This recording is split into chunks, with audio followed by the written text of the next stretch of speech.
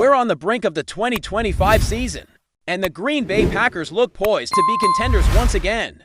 Yet even before the pads hit the grass, there's an undercurrent of uncertainty about which names will anchor this team. For the long haul, some veterans have already cemented their status as indispensable, while others face looming questions about health, contract situations, and whether their best football might be behind them. So let's break down the Packers roster the way you might skim through a tiered list in your head, starting with those no-doubt core pieces who give this team its identity today and in many cases will determine where it goes tomorrow. At the very top of that pyramid sits a handful of stars whose performance this season will feel non-negotiable. You have to start with the quarterback, Jordan Love, who after turning heads in his first full year as a starter now enters his second season under center.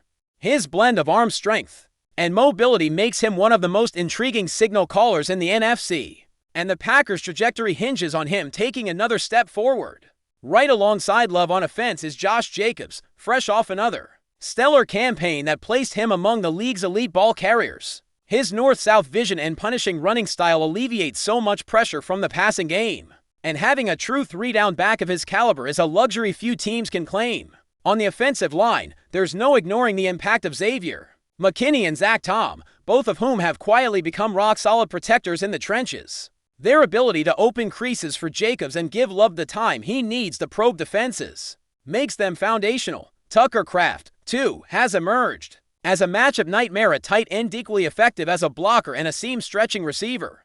When you have a player who can flex into multiple roles, it elevates the entire unit. Then there are the big, powerful blockers who shrug defenders off like mannequins. Guard Elton Jenkins exemplifies that brute force style, but his looming contract situation raises real concerns. He's made it clear he believes he's owed top-tier guard money, and with the salary cap tightening, this offseason could be his last in green and gold if he walks. Replacing his run and move ability won't be easy. On the other side of the line, Kenny Clark once terrorized both the run and the pass for this defense, but injuries last year and the natural age curve for a player built on explosion have dulled his impact. He'll always be remembered for his dominant peak, but can he still anchor this front? Or will this season be the last chapter of his Green Bay story? Moving to the back end, Cooper DeJean has started to live up to the high draft pick hype with standout coverage skills and the kind of savvy that belies his rookie status. Rashan Gary, too,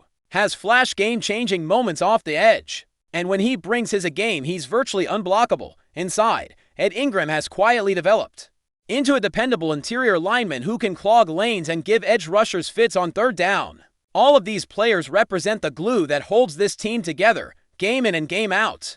And then there's Jaden Reed, the young wideout whose blend of suddenness and smooth route running has allowed him to become the Packers' go-to playmaker in critical moments, even in games where he hasn't led the team in targets. When you needed a chunk play, he was the trusted option, breaking zone coverage with the kind of timing and awareness that reminds you of an established veteran. His consistency and knack for the big catch have been a revelation, and he's built enough trust in the locker room that when the game is on the line, you dial him up without hesitation. Putting all of these names together, you see why this tier feels bulletproof until it isn't. When two of your highest graded players on the season could walk for cap relief, you realize how delicate the balance really is.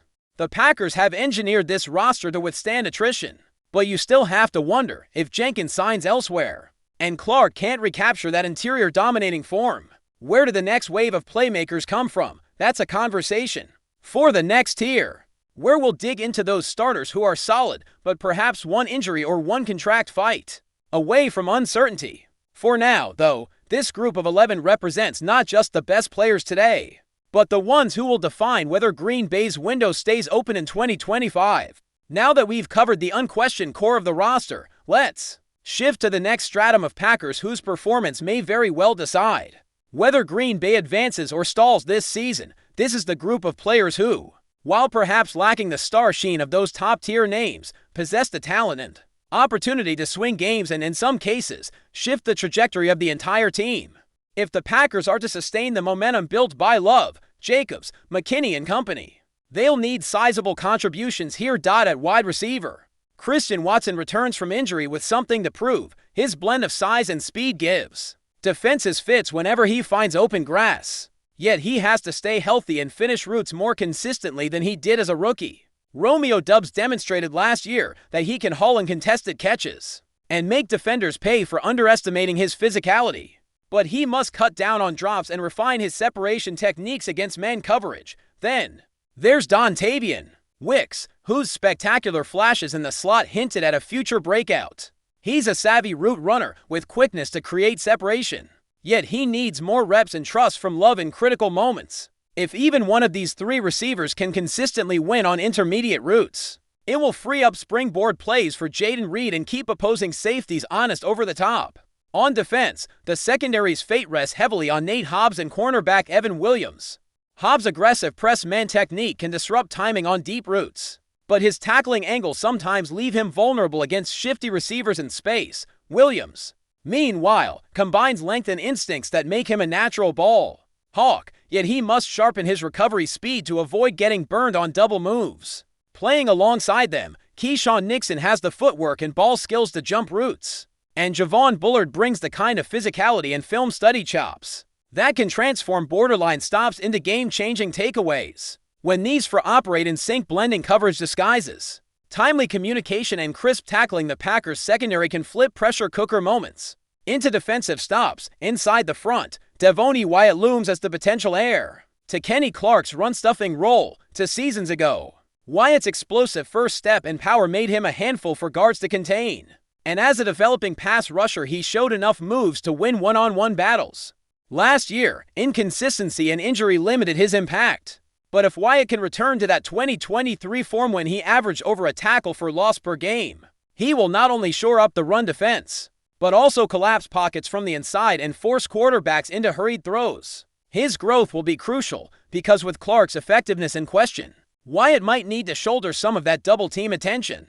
On the edges of that same defensive front, Rasheed Walker's leap from backup to likely starting left tackle could determine how often Jordan Love has to make plays outside of structure. Walker's length and foot speed give him the raw tools to sustain blocks, and he flashes the ability to mirror elite pass rushers, yet his hand placement and consistency through contact still require refinement. If he can minimize the false steps that lead to hurried throws or sacks, the Packers' offense will have a steadier base from which to operate. His development is every bit as critical as that of Wyatt on the other side of the line. Rounding out this tier is the veteran kicker Brandon McManus, whose leg must be rock solid on short and long field goals alike. In tight NFC matchups, special teams can be the fulcrum on which a season pivots, and McManus' accuracy, especially from beyond 40 yards, could translate directly into wins instead of narrow defeats. And then there's the versatile linebacker Jordan Morgan, whose role on passing downs as a blitzer or coverage option will test his football IQ and athleticism against more polished NFL tight ends and backs. Between his instincts as a run defender and his potential as a situational pass rusher, Morgan could be the X factor that turns third and long situations in Green Bay's favor.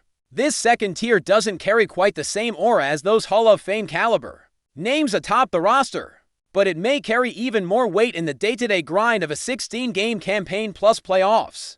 If Watson, Doubs, or Wicks can emerge as a reliable secondary weapon, if Hobbs and Williams can tighten coverage and force turnovers, if Wyatt can dominate the gaps, if Walker can protect the blind side, and if McManus and Morgan hit their marks, the Packers will have depth that turns close contests into victories. In a conference where margins are razor thin, these players will have to answer every question the top tier poses and then some. But before we continue, don't forget to subscribe to our channel and hit the like button on this video. Your support helps us keep bringing you the latest updates on the Green Bay Packers. And don't forget to share your thoughts on the news in the comments below. In a move that has taken the NFL community completely by surprise, whispers have begun to circulate that Green Bay Packers head coach Matt LaFleur may have stepped down from his position, sending shockwaves through the league just weeks before the preseason begins, though the franchise has yet to confirm the story. Several sources close to the organization suggest that LaFleur handed in a resignation letter late last night, catching even top executives off guard. While speculation swirls, no official reason has been provided. Some insiders suggest growing tension between LaFleur and upper management, possibly tied to long-term roster strategies or internal disagreements on the direction of the team. Others claim the decision may be personal, citing burnout or family considerations. Regardless of the motive, the timing couldn't be more puzzling or more impactful. LaFleur has enjoyed a highly successful tenure with the Packers, having led the team to multiple playoff appearances and boasting one of the best regular season records of any coach since taking over in 2019. Under his leadership, Green Bay transformed its offense post-Aaron Rodgers, and just last season, many praised him for developing quarterback Jordan Love into a credible starter. What's even more baffling is that there were no prior signs of discontent. Training camp preparations had reportedly been running smoothly, and LaFleur had recently participated in media events without any hint of concern. That's what makes the rumor all the more shocking. It seemingly came out of nowhere. Now, the NFL world is buzzing. Could this be the end of LaFleur's time in Green Bay? Or merely a smokescreen ahead of some internal restructuring? Is another franchise quietly courting him for a massive new opportunity? As of now, no team has confirmed any interest. But that hasn't stopped fans and analysts from speculating about potential next moves. Until there's an official statement from the Packers or LaFleur himself, this remains in the realm of rumor, but it's a big one if confirmed. It could be one of the most unexpected coaching exits in recent NFL history. That's it for this update. If you enjoyed the video and want to keep receiving exclusive news about the Green Bay Packers, please subscribe to our channel and give this video a like. We always look forward to hearing your comments and opinions. See you in the next video.